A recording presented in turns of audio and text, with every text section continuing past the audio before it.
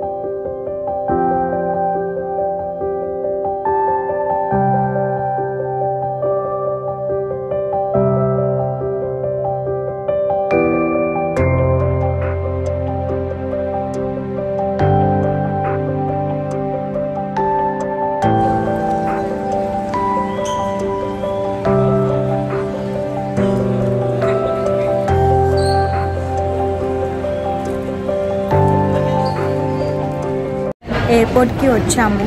Security check అయిపోయింది, gate దగ్గర కూర్చున్నాము.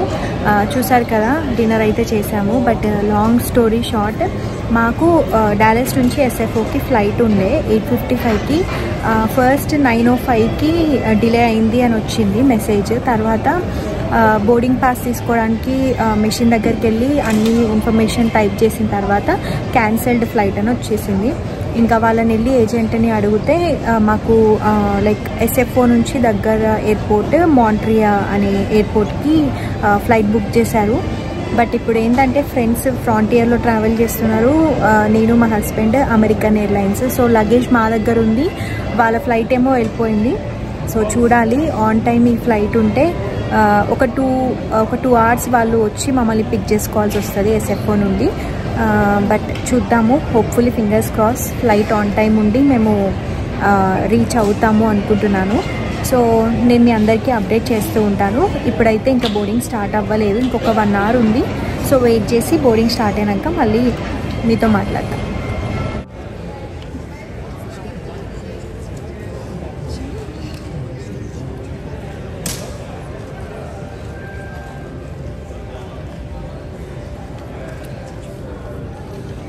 చూసారు కదా, 11:22కి ఉంది బోర్డింగ్. యాక్చువల్లీ 10:55కి ఉండే, ఇప్పుడు 11:22కి మారింది. చూడాలి, ఇప్పటికన్నా ఆన్ టైం 11:22కి బోర్డ్ అయితే బాగుండేది. ఇప్పటికే చాలా లేట్ అయిపోయింది. యాక్చువల్గా మా ఫ్రెండ్స్ ఆల్రెడీ ఫ్లైట్లో ఉన్నారు.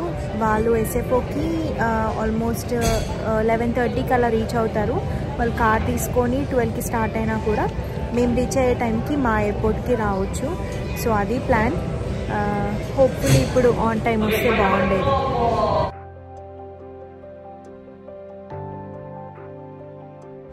చాలాసేపు బోర్డింగ్ కోసం వెయిట్ చేశాము. ఎట్ లాస్ట్ ఫ్లైట్ అది కూడా క్యాన్సిల్ అయిపోయింది. నాకు తెలిసి అమెరికన్ ఎయిర్లైన్స్ వాళ్ళ లైక్ పనిచేసే వాళ్ళు ఉంటారు కదా, వాళ్ళు స్ట్రైక్లో ఉన్నారు అని ఆన్లైన్లో ఉంది. మేబీ దానివల్ల ఫ్లైట్స్ అన్నీ క్యాన్సిల్ అవుతున్నాయి అనుకున్నాము. సో ఇప్పుడు బ్యాగ్స్ అన్నీ కూడా చెకింగ్ చేసాం కదా, అవి అన్లోడ్ అవ్వలేదు ఫ్లైట్ నుంచి. సో ఫోన్ నెంబర్స్ తీసుకున్నారు, మనకి బ్యాగ్స్ రాగానే కాల్ చేసి తీసుకెళ్ళమంటారంట. అప్పుడు మళ్ళీ రావాల్సి వస్తుంది. అంతా మెసప్ అయిపోయింది ప్లాన్ అంతా కూడా. ట్రిప్ ఫ్రెండ్స్ అందరూ ఫ్రాంటియర్లో వెళ్ళిపోయారు, వాళ్ళ బ్యాగ్స్ ఏమో మా దగ్గర ఉన్నాయి. ఇంకా వాళ్ళు కావాల్సినవి షాప్ చేసుకోవాల్సి వస్తుంది. సో అసలు ఎక్స్పెక్ట్ చేయలేదు. చాలాసార్లు అమెరికన్ ఎయిర్లైన్స్లో ట్రావెల్ చేస్తాం కానీ ఈసారి చాలా డిసప్పాయింటింగ్ ఇది. ద రీజన్ ఏదైనా కావచ్చు, కానీ కొంచెం ఎర్లీగా క్యాన్సిలేషన్ గురించి చెప్తే మేము వేరే ఫ్లైట్ అన్న బుక్ చేసుకునే వాళ్ళము. బట్ లాంగ్ వీకెండ్ ఇంత వర్స్ట్గా అవుతుంది అనుకోలేదు. ఆల్మోస్ట్ ఇప్పుడు ఎంత టైం 1 అవుతుంది, ఇంకా మేము ఎయిర్పోర్ట్లోనే ఉన్నాము బ్యాగేజ్ కోసము. ఇంకా మళ్ళీ ఇంటికి వెళ్ళి రేపు రావాల్సి ఉంటుంది. ఈ వీడియోనైతే ఇక్కడితో ఎండ్ చేస్తున్నాను. మీ అందరితో మంచిగా ట్రావెల్ వ్లాగ్ అన్నీ చూపిద్దాము అనుకున్నాను. బట్ ఎనీవేస్ ఏది జరిగినా మంచిగా అనుకోవాలి. సో ఈ వీకెండ్ మంచిగా ఇంట్లో టైం స్పెండ్ చేద్దాం అనుకుంటున్నాము.